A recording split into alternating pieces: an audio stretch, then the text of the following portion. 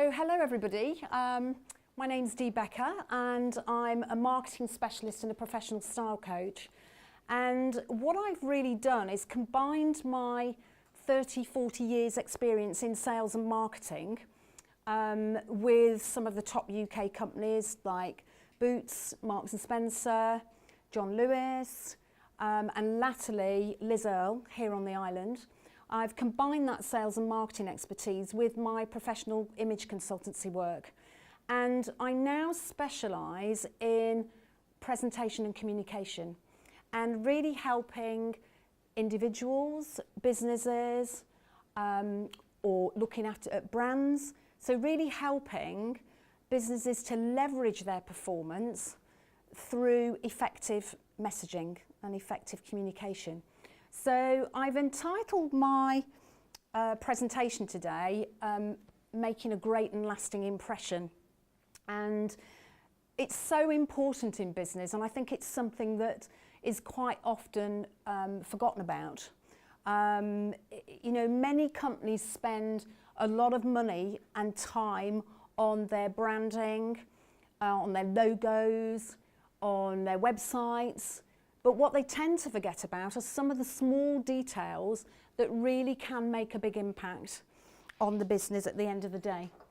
I liken it to, if you look at books, and I know we buy a lot of books now online and download them onto Kindles, etc. But you know, if you look at a book and you look at its cover, you're very unlikely to even look inside to look what that book's about if you don't like what you see on the cover. So it's exactly the same in business. If you want to engage your customers, they've really got to like and understand what they see and hear.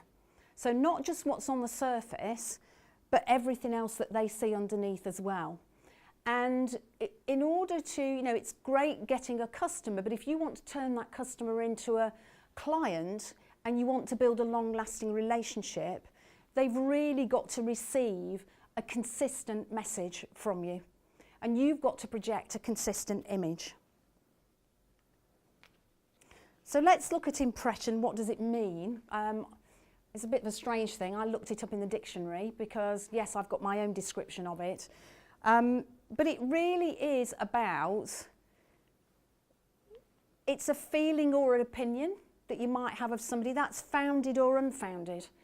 Because actually, a first impression, you have 7 seconds to make a first impression. And within that 7 seconds, somebody is taking 11 impressions of you, or your business, or your product, or your brand. So 11 impressions in 7 seconds. So that's really, really quick. You very rarely get a second chance to make a great first impression. It's really important to think about what that first impression is going to be. If you look at the second thing, it's an effect that you produce on somebody. So of course you're going to get an impression, you're going to have a perception of somebody or something when you look at it. But equally, that thing or someone might have an effect on you in some way, shape or form. And the third description of impression is it's the difference that somebody or something makes by that first impression. So you can see there's quite a lot of things that are coming out of the way that you, your brand or your business is going to be perceived. So let's just look at some examples and we'll look at some branding. So we'll look at this image, and yes, it's a phone. It's a phone. Yeah, it's got Android written on it, so we know it's an Android. But what other sort of impression do you get from it? It's a bit sort of nondescript. It doesn't really say a lot. It's just a phone, and I'm sure it does its job. But what about this phone? It proudly says, I am an iPhone. It doesn't, people don't even say, oh, I've got an Apple iPhone. They don't even say, I've got an Apple, I like Apple. They say, I've got an iPhone. It's very much a brand, strong brand in its own right. And obviously that's just an impression that you get from that one thing. But what about Apple as a brand? If you look at the whole of Apple and the way that they present themselves, you can see that they carry through their philosophy, their brand ideas, their brand look through absolutely everything and everyone that works for them. It's a consistent message throughout the whole brand. So if you look at their products, I mean, if they launched a product and it was a bit sort of tacky and the Apple logo wasn't shiny and it sort of peeled off, what would your impression be of Apple as a brand? You know, they just wouldn't do it. So every product they launch has the same premise: quality, innovation, ahead of its time. So they build that philosophy into their product development. What about the packaging? The box that an Apple product comes in, again, says everything there is to say about that brand. The feel of the cardboard, you know, what's it like when you undo the seal, you take the lid off, and the product's beautifully presented inside, it's beautifully packaged. You know, you're getting that simple messaging on the box. Their website, again, very crisp, clear, you know, it just says innovation, high quality. Their stores, again, the same image, the same message, high quality, simple. You know, here you're going to get your service. And the same with the staff that work in the store. You know, I looked at lots and lots of pictures of Apple store staff, and I don't want to say they look like clones, but they certainly all look like they belong in an Apple, in the Apple organisation, the Apple business, the Apple store, and they have a great uniform. You know, the colour says positive, the Apple logo is very clear, and again, they're nice quality t-shirts. You know, it's not some t-shirt that after it's been washed 15 times it's faded and the Apple logo, you can't see it anymore. So this consistent image and presentation is vital for an organisation to grow and develop. But it also applies to people. You know, you might be a brand in your own right. I'm a brand. It's quite nice saying that. You know, I am Dee Becker, marketing specialist and professional style coach. It's just me. I am my business. You know, and we can think of lots of people who are a business within their own right. And it's equally important that a person who has a business and represents their business also has that consistent messaging. And here I use the example of Victoria Beckham. And, you know, whether you like Victoria or you don't like her, she is a very strong brand. I mean, the Beckham brand is very strong anyway. And whenever you see Victoria Beckham, certainly out when she's promoting her business and her design work, she very much looks the same. She always wears her own brand clothes. She always stands in a certain way. She looks a certain way, and I know she never smiles. And you know, she's picked up for that. But that is her image. That's her brand. But actually, she's also a wife and a mother. So she is herself, obviously outside of business, but she's very much her brand within business.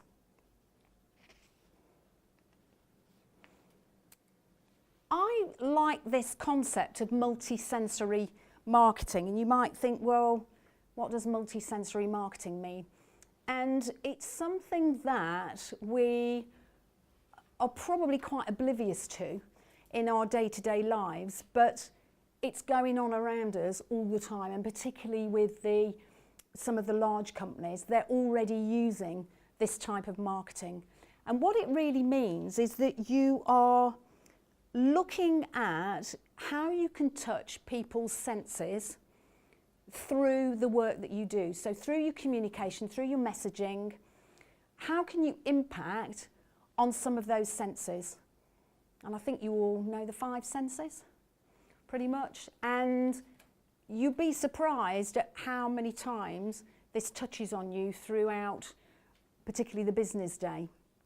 And there's some research been done by the European Sensory network. I didn't even know there was a European sensory network, but there obviously is.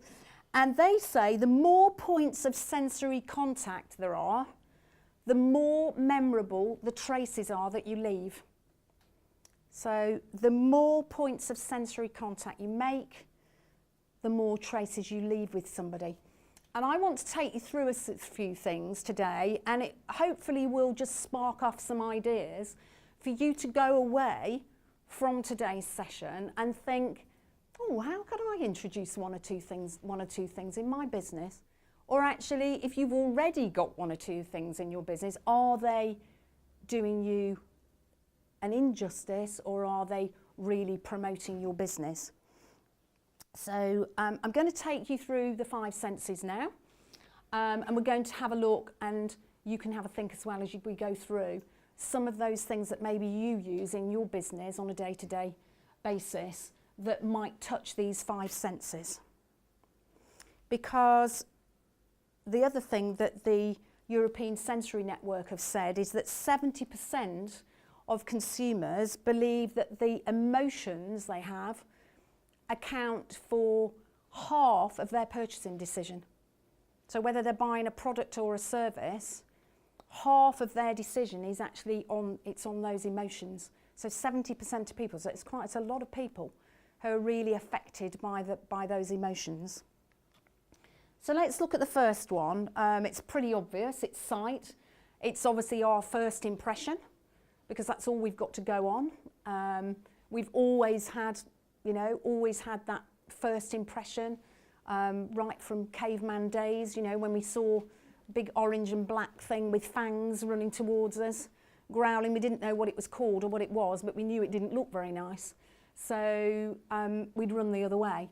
So sight obviously is the key thing, and particularly in today's marketing world, because whether you have an online business, whether you do a lot through social media, it's all about what you see first of all. And actually sight represents about 90% of a first impression. 90%. So only 10% is what you say. So thinking about that first 7 seconds, that's 90% is just what you see. It's that sort of eyeballing, looking top to toe. So thinking about some of the things that can appeal to sight. I mean, a lot of these you think, oh, well, that's quite obvious, what something looks like. But let's just have a quick look at a few. So if we're looking at brands or products, these are some of the things that obviously are key, particularly with a first impression. So obviously this is your logo, and I alluded earlier to how much time, effort and money goes into developing a brand, and we've got lovely graphic people here today. People spend a lot of money, don't they, and time on getting their logo right and the brand looking right. So the brand image is really important. And obviously on social media, and Chris is here, from a social media point of view, of course, it's very, very important what people see on there, what message are they getting. So important to get that, get the right message across. The same with your blogs. So when you're reading things, obviously it's part of sight, they have to get the same message. And we work across a lot of media now. We talk to people face to face. There's social media, there's our websites, there's blogs, there's YouTube, there's all sorts of things. But you have to put across that consistent message. What about presentation of emails? How many times do you receive an email from somebody and it says, please find attached? Where's the attachment? You think, well, yes, okay, you might excuse somebody, they've forgotten to attach it, but it's not very professional. And particularly if somebody, if you're expecting, say, a quote from somebody, and it says, please find attached our quote, following our conversation, please find attached our quote, it's not there. What is the customer going to think? They couldn't be bothered. Oh, I'll go somewhere else. I can't be bothered to go back to them and ask for it. You only get this one chance. So really important. What about sign-offs of emails? How many emails come through and there's maybe spelling mistakes, there's grammar mistakes. Spell check's great, but it doesn't pick things up like form and from. That's one of the most common ones. And the other one is there and there. There as in the person, and there as in, obviously not the person. You know, it doesn't pick those things up. And how many times has an email got Z's in words instead of S's? We don't spell things with Z's here in the UK. But, you know, spell check seems to like, you know, Z's in things instead of S's. And as I say about the sign-offs, no, it's maybe just got somebody's name. Why is the logo not on there? You should be proud of your logo. You've spent a lot of money on it. It's been designed specifically for your brand to look amazing. Why not use it in your emails? You know, and there's too many things come through, then you know, there's not that attention to detail. And then, of course, that goes on to your documents. Quotes, invoices, you know, what do they look like? You know, and it's the detail. And Tosin, who's at the back of the room, I know, he's sent me something through, and I said, I think you might like to know that you've used the wrong word on the bottom of your quote. I had one the other day, and it said, I think, as you know, and it said N-O-W, not K-N-O-W. You know, it just gives the wrong impression. And pitches, you know, in person, very, very important. And I could talk all morning about how you look and go into clothing and, you know, all that sort of thing, but I'm not going to. So important how you and your staff are representing your brand, your business, your company. And obviously, if you're doing any marketing material like flyers and things, obviously very important again. And not just what's on there, but, you know, what it looks like in general. And in terms of people, as I say, there's the whole thing about personal appearance and image, eye contact, so important. You know, this is all about sight, it's all about impressions. If somebody doesn't look you in the eye, you immediately think, oh, they're not interested. Or you feel disinterested. I don't really want to talk to this. Hello, can you see me? You know, you don't want to talk, don't want to carry on that conversation. Accessories, I talk a lot to students. I do hold workshops with them and try to prepare them for interviews and the world of work, you know, and I talk about clanking jewellery. You know, people don't think about these things, or big jewellery. It's off-putting. If anybody's ever interviewed anybody, has anybody interviewed in the room? If you interview somebody, you know, and they've got 16 ear studs and nose studs and tongue studs, and, you know, they've got big clanking whatever on, that's all you look at. And actually you're not paying attention to what they're saying because your mind is completely distracted by something else. So very important to be thinking about where you are, what the occasion is. And as I say, not just you as business people, but the people who work for you as well.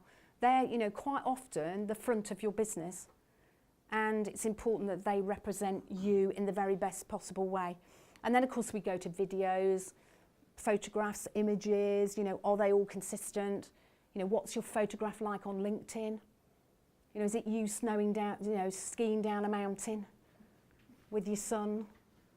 You know, is it you and your wife down in a water chute on holiday? You know, that doesn't give a good impression of your business. You know, these are all really important things. And of course, when you're out and about at events and you're networking, and if you're like me, you do presentations, again, even more important, you know, you're all sitting in front of me, you're all making judgments, you've got perceptions and impressions.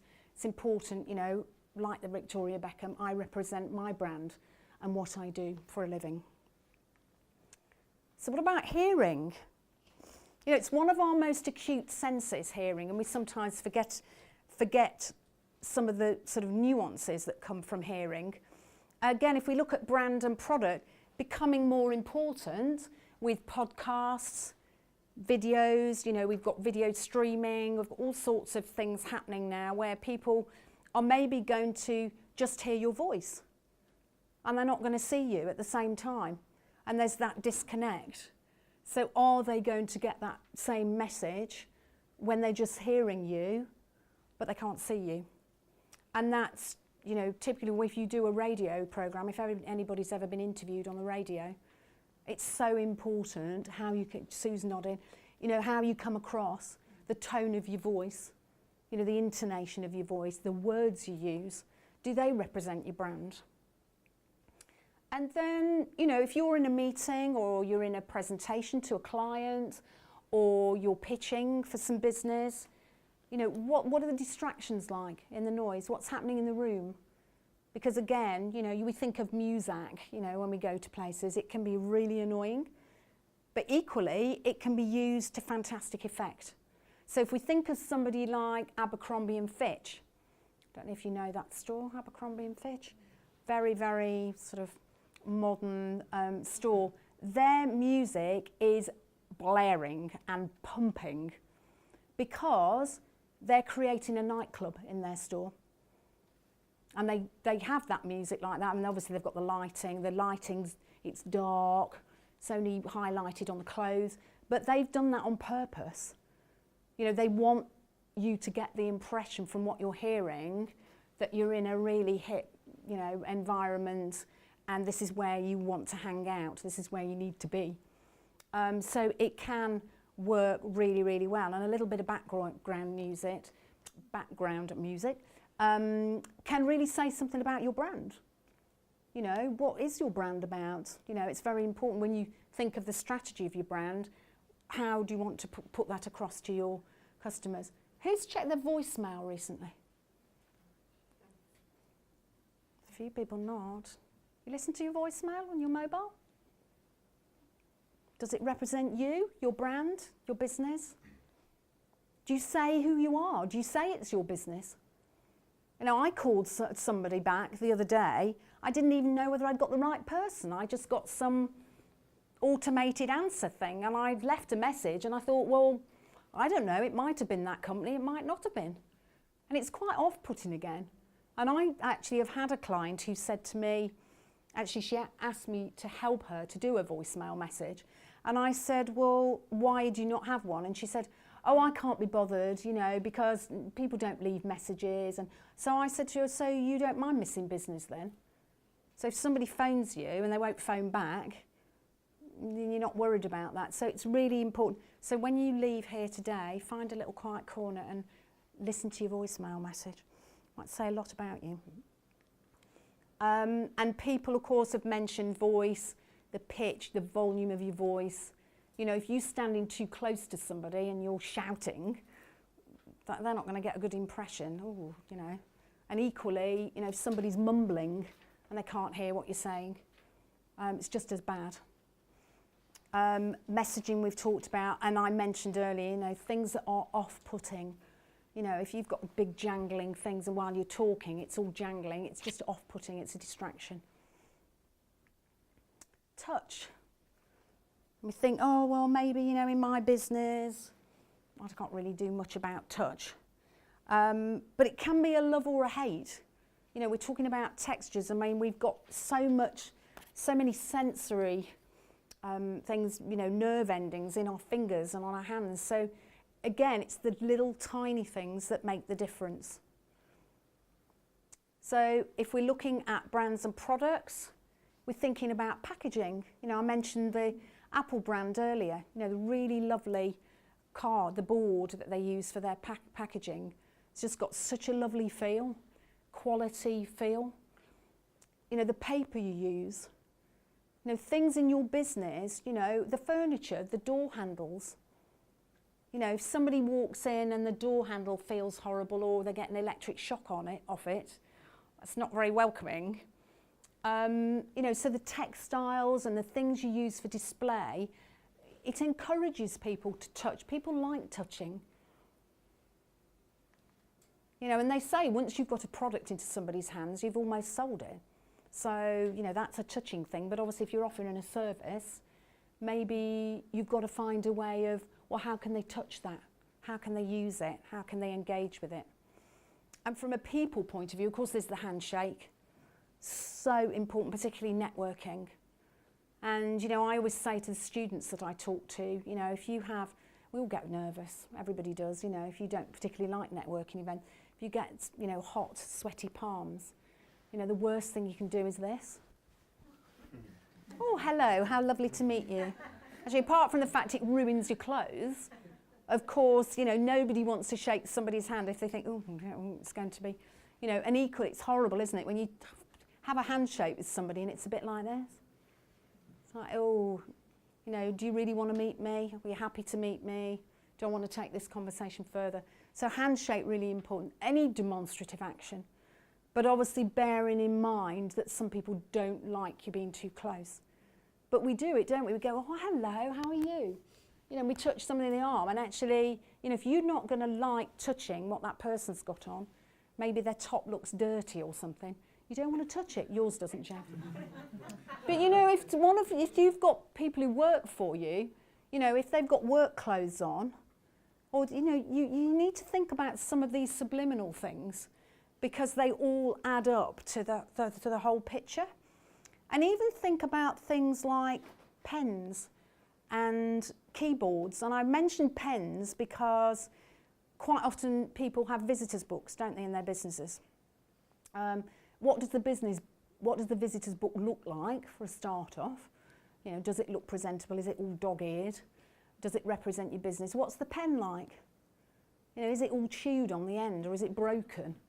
Does it even work? You know, quite often you get something and it doesn't even work. I went into Waitrose a couple of weeks ago to their customer service desk and to take something back for John Lewis. And they say, oh yes, that's all fine. She lifted the keyboard. She needed to enter something on the computer. She lifted the keyboard onto the top to type in my details, and the keyboard was filthy.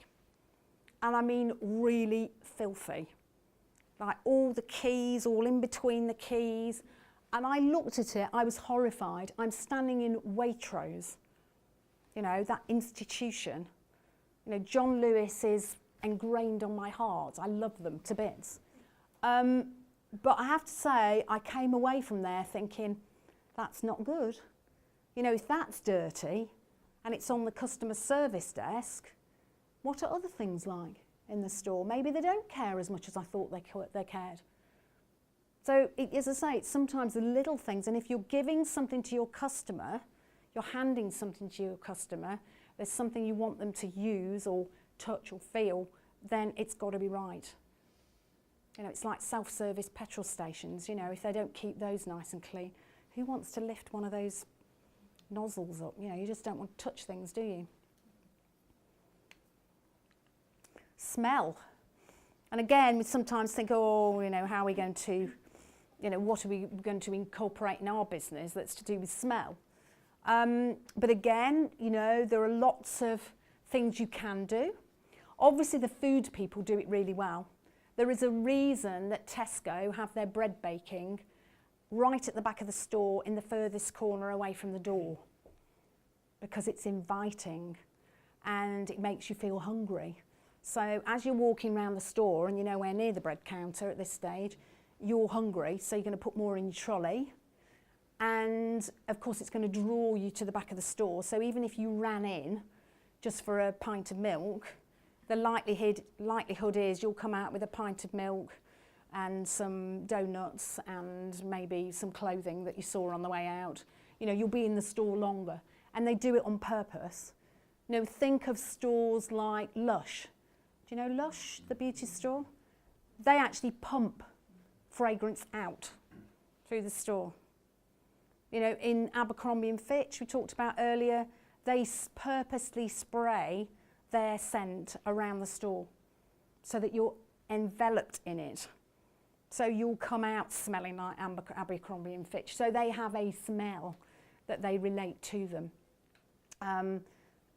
Of course, house sellers, you know, they always say, don't they, if you're selling your house, you've got somebody around, put a nice pot of coffee on, or bake some bread. And again, it's inviting, it's warm, it's inviting. But you can think about your environment and what does it smell like? What do you want it to smell like? You know, you can have candles, you can have diffusers, you can have all sorts of things that are inviting and say something about your brand.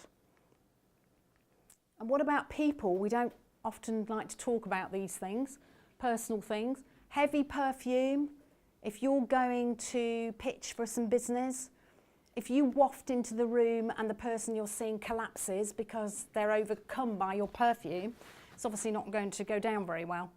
And perfume's it is very subjective, and it is really love or hate. So think about how much perfume you put on. And obviously there's the whole personal hygiene thing, particularly if you're out and about and you're meeting people. You know, if you've got a big meeting coming up, they all sound really obvious, but we don't often think ahead enough. If you've got a big meeting tomorrow, don't have the double garlic stuffed pizza tonight with the side order of garlic bread, because it will be on your breath tomorrow morning. And the same, you know, smokers, they're a bit nervous before a pitch or a meeting. They have a cigarette. It's on their clothes, it's in their hair, it's on their breath. It's very off-putting for the other person. So, you know, and also you think about people who work for you. And I'm sure you've been in a store, and I won't name any stores, where it's quite obvious that the people who work in there take their overalls off at the end of the day and they hang them on a peg. And then they come in the next day and they take it off and they put it on, and the next day and the next day and the next week. And then to the point of, excuse me, can you help me? And it's odour, you know, because that overall's not been washed. And again, those people are front of house. They're right in front of the customer. So again, they're part of this, creating this impression. Taste. Not always a good thing. We have good taste, bad taste. So it's not necessarily about the actual taste, obviously in your tongue, but it can also be whether something is in good taste or bad taste. From a brand and product point of view, obviously if you're in the food industry or anything to do with food, then sampling, you know, giving samples out is got to be one of the best ways of people really buying into your brand and buying into your product. But, you know, think about refreshments, think about the experience that you're offering. If somebody visits you, what do you offer them? You know, would you like a glass of water? You know, do you give it them in a little plastic cup that's going to squish and probably crack? You know, if you have a coffee machine in your reception area, what sort of cups are you serving the coffee in? What's the coffee like? Is there a choice between tea and coffee? All these things, as I say, add up to the overall impression, and particularly the experience, because the experience really, everybody's looking for an experience now.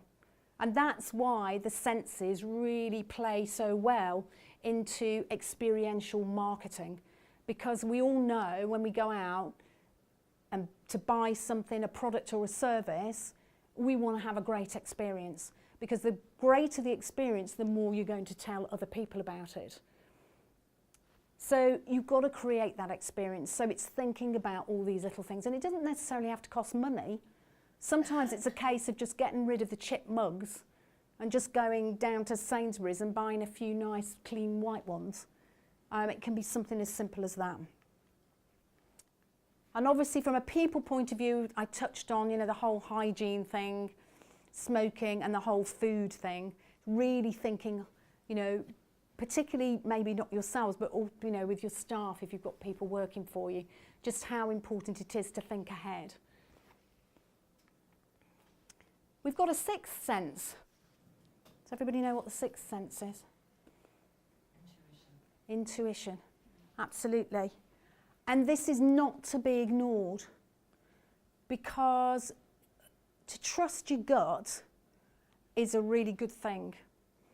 Don't overreact, but really take note, because quite often, if something doesn't feel right, then it probably isn't. Or it may not be right at that time, may be okay a bit later. So one of the things I have to say I learned very much when I was at Liz Earle, where I was head of product and marketing, was working directly with Liz Earle and Kim Buckland, the founders there. And they always went on gut instinct. And they always said, what would the customer think? What would the customer think? They always put themselves in the customer's shoes. And quite often they'd say, well, let's sleep on that. You know, we might have had a 4-hour meeting and you think gone round and round and round in circles, and you think you just come into a conclusion at the end of the meeting, and they say, well, let's reconvene tomorrow when we've all slept on it. And actually we probably all then came back to, yeah, we were right. And it's much harder in business to say no to something than it is to say yes. And I'll give you an example there. When I was at Liz Earle, Boots knocked on the door every single year. Please, will you come into Boots? We really want Liz Earle in Boots. And every year we said no. Why would we turn down multi-million pounds worth of business? Because we knew we couldn't service it. We couldn't service it well. Yes, we could probably make a delivery, but what were we going to do afterwards? What impact would that have on the customers because they couldn't get any more product? What impact would it have on the company? Oh, you know, they've gone into Boots to make it more accessible, but now you can't supply it. So said no. And in fact, Liz Earle products have only been in Boots for the last about 18 months now, 18 months, 2 years. And I haven't been there for 4 years now, so it was a long time. They were knocking on the door. So it's much harder to say no. It really is, and particularly when you want to launch something. But if that product you're trying to launch is not quite right, it's not quite there, just hold back. But really do trust your gut instinct, because, as I say, generally it's right, but just don't overreact. So just to summarise, so it's not just about making a great impression, you've got to make a lasting impression. So it's not just about that first 7 seconds and those 11 impressions, it's about everything else you do thereafter. Because once you've got a customer, you want to turn them into a client. And hopefully you all know the difference between a customer and a client. You know, a client is somebody you really want to keep. They're the people you build the relationship with, and you want to build that relationship for a long time. So you must have impactful communication and presentation, obviously. And I've said we all, invest in how things look, brands, logos, websites, social media, whatever it is. But you must make sure that you look at everything and everyone in your company, because it's all part and parcel of making that one impression of the business. And you need to be consistent. So you can't do one thing in one sphere and then do something else somewhere else, because it gives mixed messages. And then, there's no point presenting yourself really well on a stand here, and then when you send somebody an email, it's got mistakes in it and the attachment's not there and it's not signed off very well, because that's not the same impression that somebody's got when they visited your stand here today. You need to pay attention to the detail. The devil is in the detail, that's what I always say, and it really is. And you need to just trust your gut instinct. You really do, and I think you need to invest sort of equally in all these things.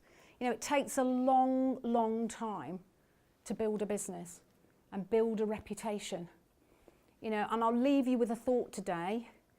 It's in the news right at the moment. What's happening to Volkswagen at the moment? They've spent years and millions, probably billions of pounds building up this phenomenal reputation, the Vorsprung durch technique, which is advancement in technology. Well, what have they done with that technology? They've used it to lie. They've used it to deceive their customers. And what's happening now? Things are crumbling. So it can take many, many years, many, many millions of pounds to build a business. It can take seconds to destroy it. And it can be something quite simple.